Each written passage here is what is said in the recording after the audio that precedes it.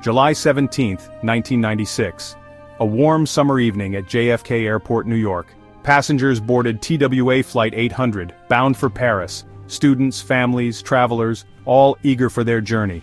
The Boeing 747 sat ready, delayed just over an hour by minor issues. At 8:19 p.m. the plane finally took off, climbing into the night sky over the Atlantic. The pilots' voices were calm. Everything seemed routine. 12 minutes later, at 13,800 feet over Long Island, disaster struck. Without warning or distress call, the plane vanished from radar. Witnesses on the ground and in boats saw a streak of light, then a blinding flash. A massive fireball erupted, tearing the night apart. Flaming wreckage rained down into the ocean. The explosion's thunder rolled across the water, reaching the shore. For those who saw it, the image was unforgettable. A peaceful summer night was shattered by catastrophe. The jetliner, full of hope, became a cascade of fire and metal. The journey to Paris ended in the cold Atlantic, just miles from takeoff. In moments, lives and dreams were lost. The world would soon demand to know, what happened to TWA Flight 800? The tragedy was only beginning to unfold. The search for answers had just begun. News of the crash spread rapidly. First confusion, then grim confirmation. All 230 people aboard TWA Flight 800 were gone. The nation was stunned. Air travel had never felt so vulnerable.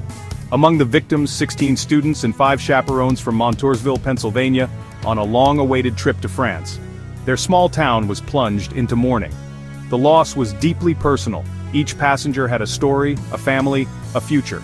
Rescue teams rushed to the scene but found only debris in a slick, fuel-stained sea. The search for survivors quickly became a recovery mission. Families gathered at the airport, clinging to hope that faded with each hour. The tragedy dominated headlines, uniting the country in grief. Images of wreckage pulled from the ocean were a constant, painful reminder. The nation mourned not just the lives lost but the sudden reminder of life's fragility. The question echoed everywhere: what happened? As grief turned to a demand for answers, the investigation began. The search for truth would prove as wrenching as the loss itself. The investigation was massive, led by the NTSB with the FBI involved due to terrorism fears. Divers and submersibles recovered over 95% of the wreckage from the ocean floor.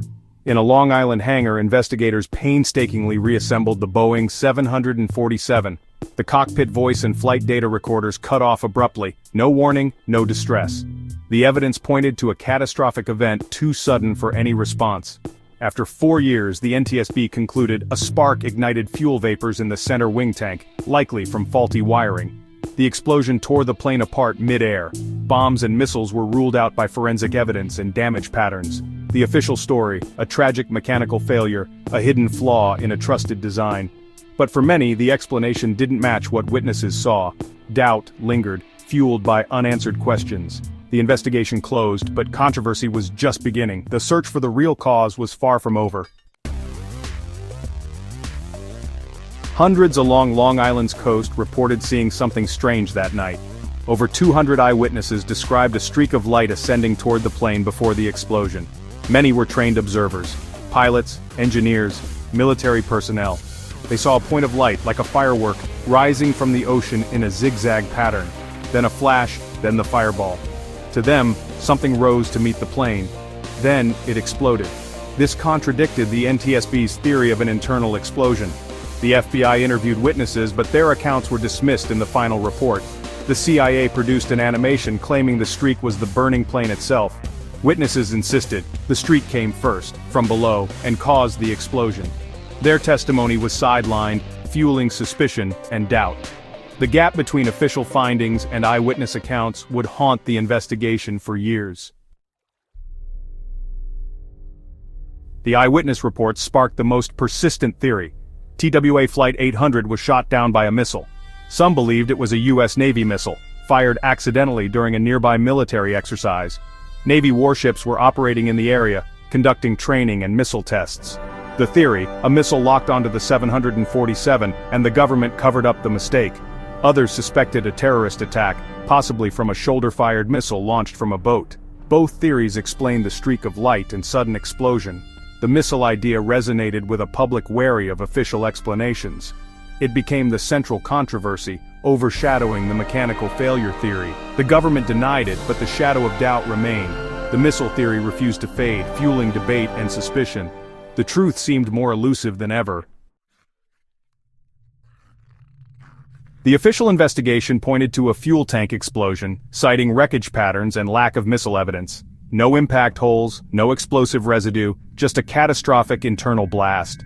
Critics, including former NTSB officials and scientists, challenged this. They cited reddish residue on seats, possibly from rocket fuel, and radar data showing an object near the plane.